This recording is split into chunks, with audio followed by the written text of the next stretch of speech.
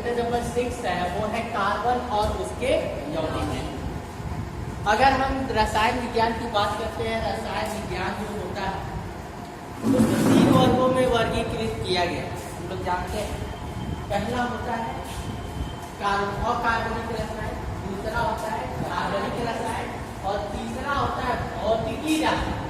क्या होता है? भौतिकी रसायन।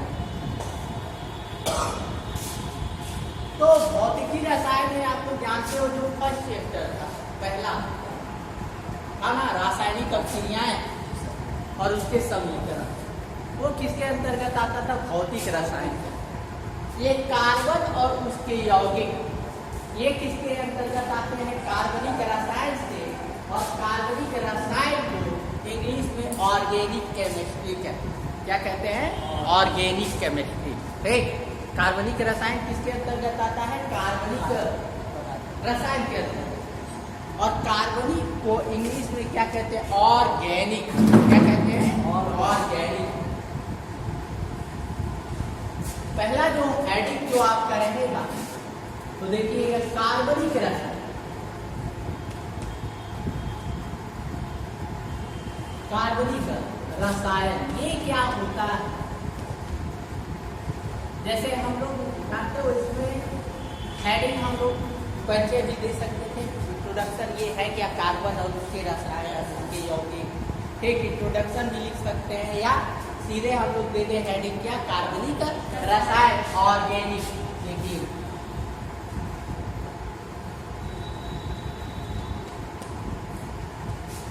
ऑर्गेनिक,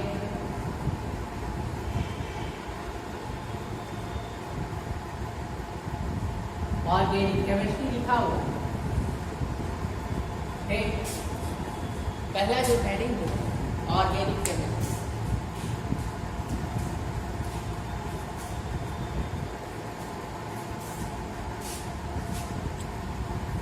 ऑर्गेनिक केमिस्ट्री, ऑर्गेन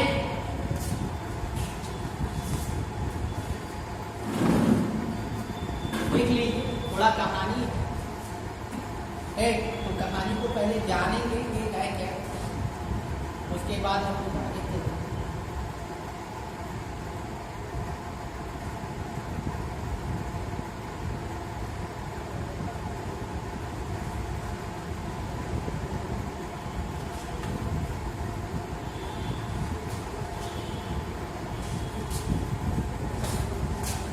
देखिए ऑर्गेनिक केमिस्ट्री, कार्बनिक रसायन। अगर हम ऑर्गेन की बात करते हैं, ऑर्गेन जो वर्ड है एक जीवों से आया। किससे आया? जीवों से। ऑर्गेन का मतलब जो सीधे जीवित एक और जीवन से रिलेटेड अर्थात जीवों के अंदर जितनी सारी क्रियाएं होती उन सब में कार्बनिक के यौगिक ही भाग लेते। कौन से यौगिक भाग लेते हैं? एक जीवन में जितनी सारी अभिक्रियाएं होती हैं सभी के सभी कार्बनिक यौगिक भाग लेते हैं। अब कार्बनिक यौगिक भाग लेते हैं तो उन यौगिकों को हम लोगों ने कह दिया जीवों का रसायन। क्या कहा? जीवों का रसायन। और जीवों को कहते हैं ऑर्गेन, तो इसका नाम दे दिया गया ऑर्गेनिक केमिस्ट्री। एक अगर हम बात करते हैं अकार्बनिक रसायन की, तो अकार्बनिक रसायन में जितने भी यौगिक आते हैं उन यौगिकों की संख्या बहुत कम है, लेकिन कार्बनिक रसायन के यौगिकों की संख्या बहुत ही क्या है? अधिक है। बहुत अधिक, इतना अधिक है कि सबको अभी आज तक कोई जान नहीं। कार्बनिक यौगिक के इतने कार्बन, मैंने कहा था ना, एक चीज मैंने बताया था कि कार्बन जो होता है वो बहुत सारे यौगिक को बनाता है और ये ऐसा तत्व है किसी के साथ भी जुड़ जाता है। किसी के साथ भी जुड़ जाता है। क्योंकि किसी के साथ जुड़ने का इसका मेन पर्पज क्या है? क्योंकि इसके बाद तो उसमें 4 इलेक्ट्रॉन, अब ये 4 दे भी सकता है, 4 ले भी सकता है। अब यहाँ जिसको अगर चाहिए तो उसको दे देगा 4, उससे भी क्रिया कर लेगा, और जिसके पास अधिक है उससे ले लेगा 4, उससे भी क्रिया कर लेगा। लेकिन अगर हम धातु और अधातु की बात करते हैं तो धातु या तो देंगे या तो लेंगे, है ना। उसमें केवल एक ही क्वालिटी, या तो देना या तो लेना। और जाहिर सी बात है, अब या तो देंगे तभी कम संख्या आएगी, या तो लेंगे तभी कम संख्या आएगी, और देंगे लेंगे दोनों करेंगे तो जाहिर सी बात है उनकी संख्या अधिक हो जाएगी ना। अगर मान लो कि 100 में देते हैं, 100 से लेते हैं तो टोटल संख्या 200 की होगी, अधिक हो गया ना। अगर देने वालों की संख्या, अगर मान लो कि कोई है वो केवल इलेक्ट्रॉन को देगा तो जाहिर सी बात है वो केवल 100 से ही क्रिया करेगा। अगर लेगा तो जाहिर सी बात है केवल 100 से ही ले सकता है ना। तो जो बीच के होते हैं वो हमेशा सबके साथ जुड़ने का प्रयास करते हैं, सबके साथ। ठीक, तो यहाँ कार्बनिक रसायन के अंतर्गत लिखिएगा, लिखते रहिए।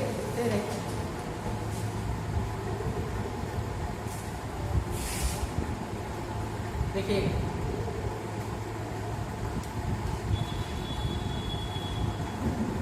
रसायन विज्ञान की वह शाखा,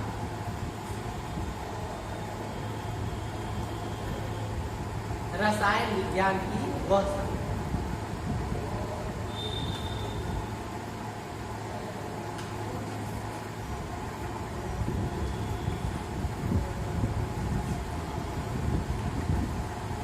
रसायन विज्ञान, एक होता है की होता है, एक होता है की,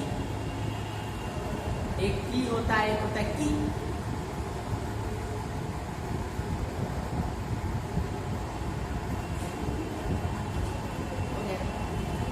रसायन विज्ञान की बात, जिसके अंतर्गत कार्बन तथा कार्बन के यौगिकों, जिसके अंतर्गत कार्बन तथा कार्बन के यौगिकों का अध्ययन किया जाता है।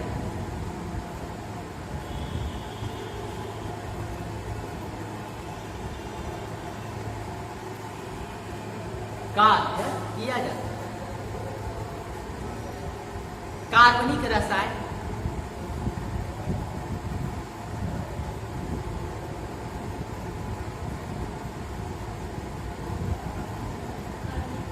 कार्बनिक रसायन, ब्रैकेट में ऑर्गेनिक केमिस्ट्री,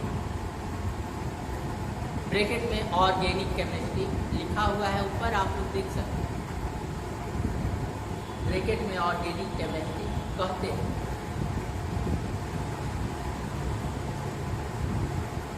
एक, अब हमने कह दिया कि कार्बन और उसके यौगिकों का जिस शाखा के अंतर्गत अध्ययन करेंगे उस शाखा को हम क्या कहते हैं? रसायन विज्ञान, कार्बनिक रसायन। एक, तो अब कार्बनिक रसायन को ऑर्गेन,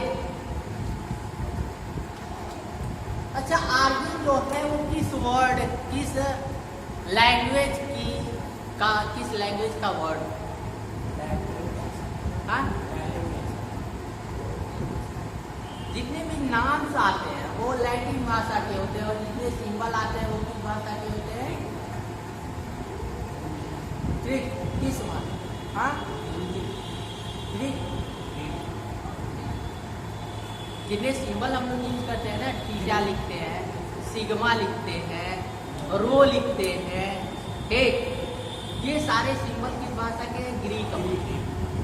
और जो हम लोग सिंबल यूज करते हैं और ये जितने नामकरण होते हैं, नाम में अगर कोई वर्ड आता है तो वो किस भाषा का है? लैटिन।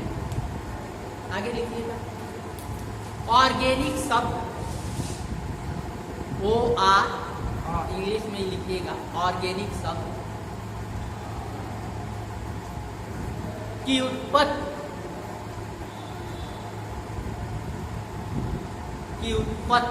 कहाँ से ये मिला है? की उत्पत्ति लैटिन भाषा, लैटिन भाषा के, लैटिन भाषा के ऑर्गेन, ऑर्गेन, बस यहां तक लिखना, GAIN, ऑर्गेन।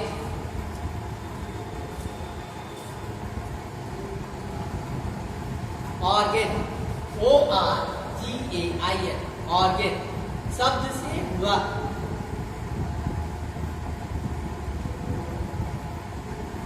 किस शब्द से हुआ है बाबू? ऑर्गेन से। और ऑर्गेन शब्द का मतलब किससे है? जीवों से। जो जितने भी लिविंग जीव, जो जीवित जीव, उनको हम लोग कहते हैं ऑर्गेन।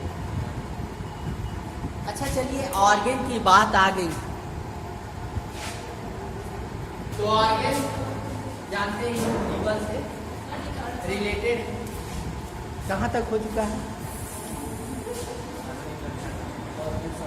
शब्द से हुआ, जिसका शाब्दिक अर्थ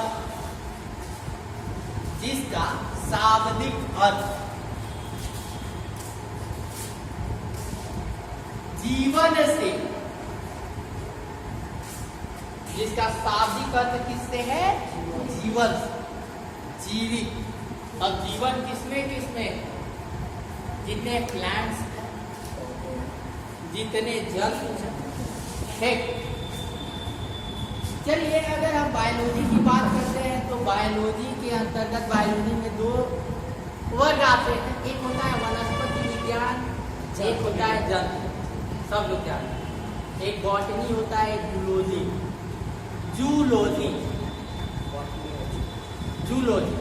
जू का मतलब जंतु, और जहाँ जंतुओं को रखा जाता है उसको चिड़ियाघर में, और जू को भी हिंदी में चिड़ियाघर कहते हैं ना। चिड़ियाघर का मतलब जू का मतलब क्या है? जंतु।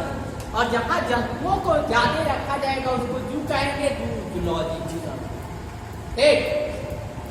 अब अगर मनुष्यों का अध्ययन करना हो तो किसके अंतर्गत करेंगे? वनस्पति विज्ञान की जंतु। इसका मतलब मिलोगे जंतु हो या नहीं?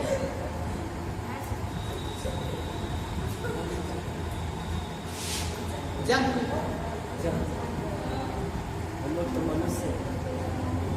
हो कि नहीं? यस या नो? बस दो ही आंसर थे। कार्बनिक रसायन हो गया, अब होगा कार्बन।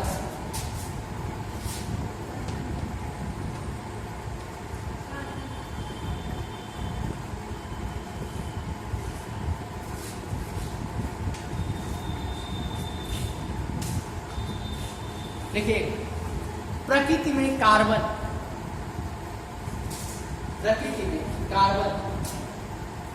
कई रूपों में पाया जाता है।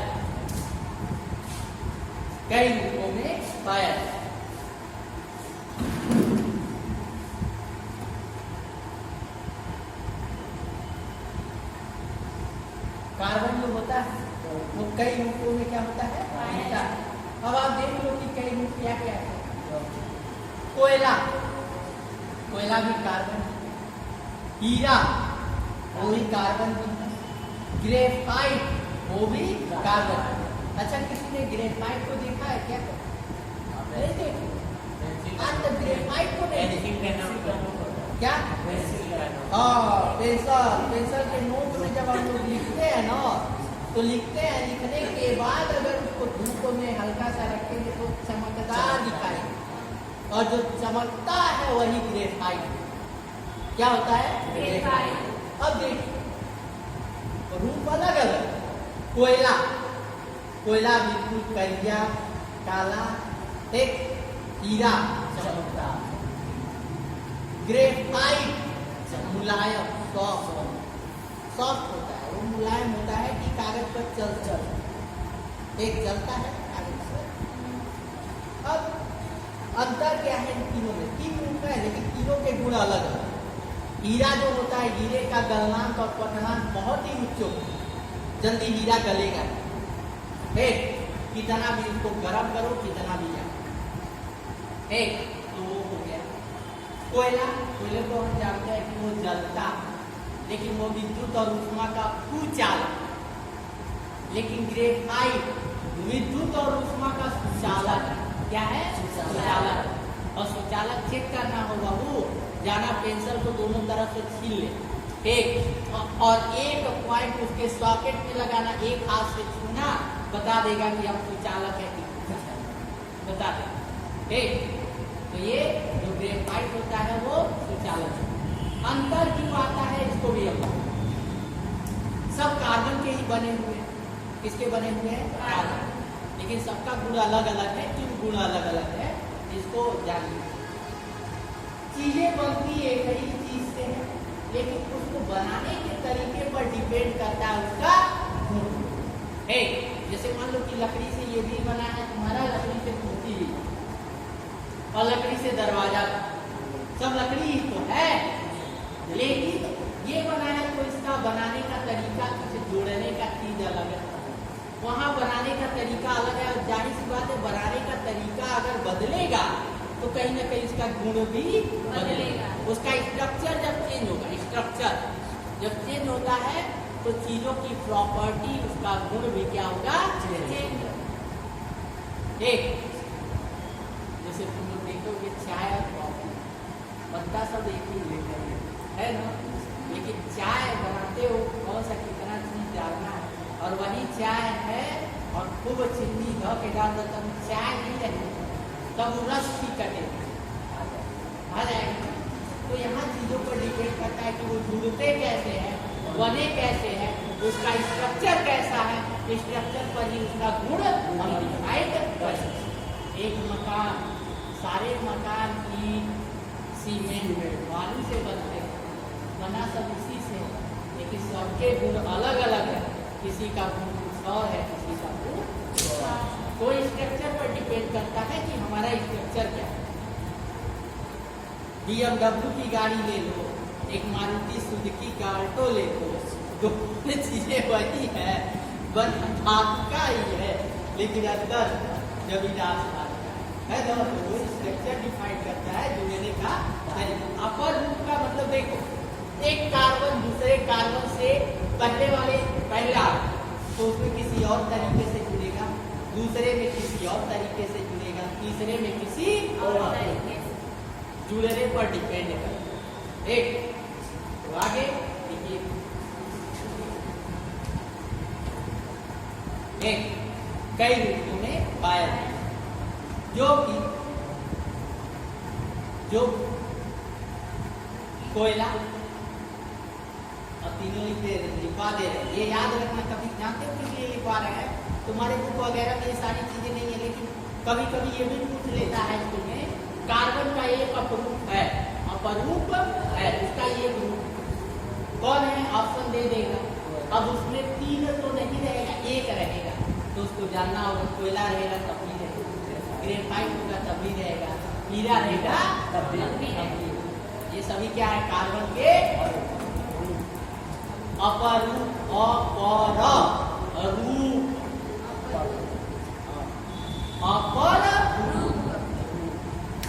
एक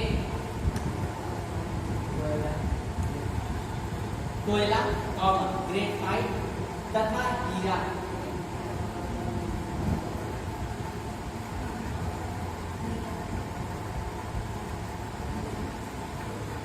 अच्छा, कोयले सबसे अच्छा कोयला जानते हो कौन?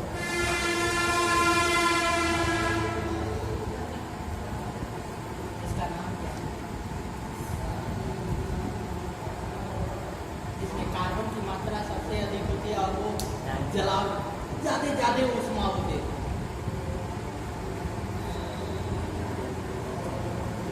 नाम सुने हो ना, ब्यूटामाइन नाम उस कोयले का, सबसे गुणवत्ता वाला जो कोयला के किस्म का हो, चार। चलो तुम लोग जानते हो ऐसे ग्रेफाइट, हीरा हो गया। इनमें कोयला तथा हीरा,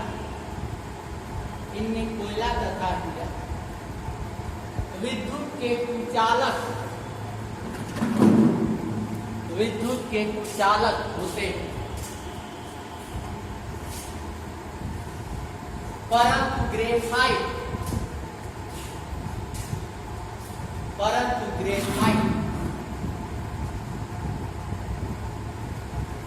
विद्युत तथा ऊष्मा सुचालक।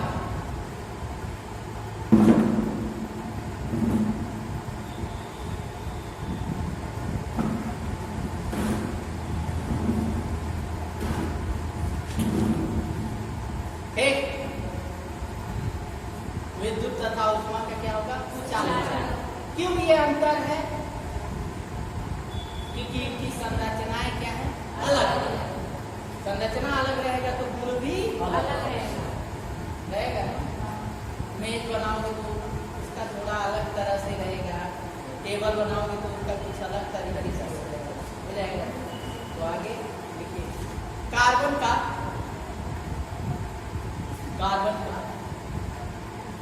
परमाणु क्रमांक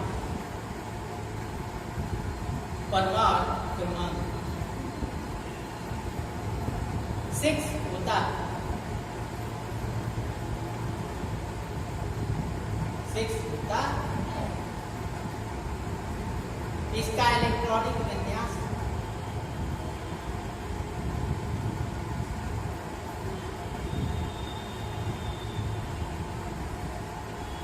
निम्नवत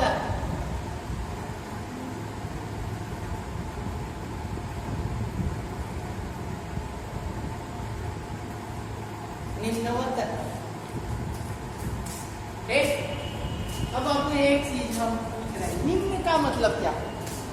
अनेक। निम्न का मतलब अधिक। अनेक प्रकार के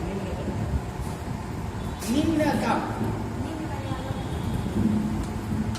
भिन्न भिन्न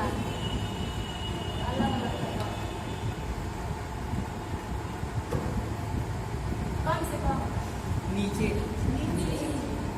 उच्च निम्न, बड़े हो गए उच्च निम्न। उच्च का मतलब ऊंचा ऊपर, निम्न का मतलब नीचे। निम्नवत है मतलब जो नीचे लिखेंगे वही। अब नीचे उसके लिखना है इलेक्ट्रॉनिक में लिखते हो, ये निम्नवत है तो उसके नीचे उसी चीज को तो लिखते हो। निम्नवत मतलब नीचे जो है। अब आते हैं कार्बन का परमाणु कितना है बाबू? 6 है। 6 तो लिखा है। कार्बन। अब इसका इलेक्ट्रॉनिक विन्यास करें। जानते हो इलेक्ट्रॉनिक विन्यास क्यों कर रहे हैं? कार्बन के हर एक चीज को आपको पहले डिफाइन करने के लिए हम उसकी संयोजकता को भी डिफाइन करेंगे। उसकी संयोजकता कितनी है? तो कार्बन की संयोजकता ±4 बताएंगे। दूसरी चीज हम ये भी यहाँ बता देंगे किसको आवर्त सारणी में कहाँ रखा है, कहाँ रखा गया। और ये भी बता देंगे कि जो इसका गुण है वो उपधातु है। इसका उपधातु, न ही ये धातु है न ही अधातु। अब देखो धातु और अधातु का गुण जो है उसके जस्ट ऊपर आइएगा, मैंने लिखवाया है कोयला और हीरा। विद्युत का कुचालक लिखवाया है, कुचालक है यानी आधार है ना। ग्रेफाइट विद्युत और ऊष्मा का कुचालक। अब यहाँ क्या हो? धातु हो गया। धातु का गुण भी है और अधातु, और जिसके अंदर दोनों गुण रहेगा वो ऊपर। दिख गया ना दोनों गुण? दिखा कि नहीं दिखा? कार्बन जो है वो दोनों के अंदर आएगा। दोनों का मतलब कभी वो धातु की तरह व्यवहार करेगा और कभी आधार। एक तो ये कार्बन का एटॉमिक नंबर 6 और ये 6 हो गया। इसका इलेक्ट्रॉनिक विन्यास करते हैं 1s2, 2s2। अब खड़ी और क्या? ये वाला मुझे समझ में नहीं आता है, जब पढ़ाया तो हमारे नहीं। जाओ लेके।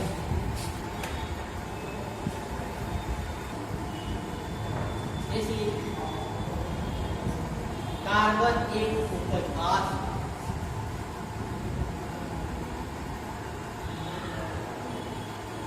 इसलिए कार्बन क्या है?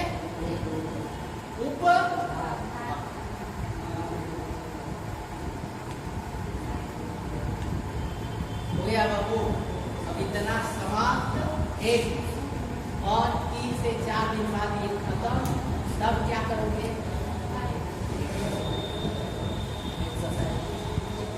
एक्सरसाइज तो जब वो क्लास चलेगा एक्सरसाइज को वो मेरी जिम्मेदारी है।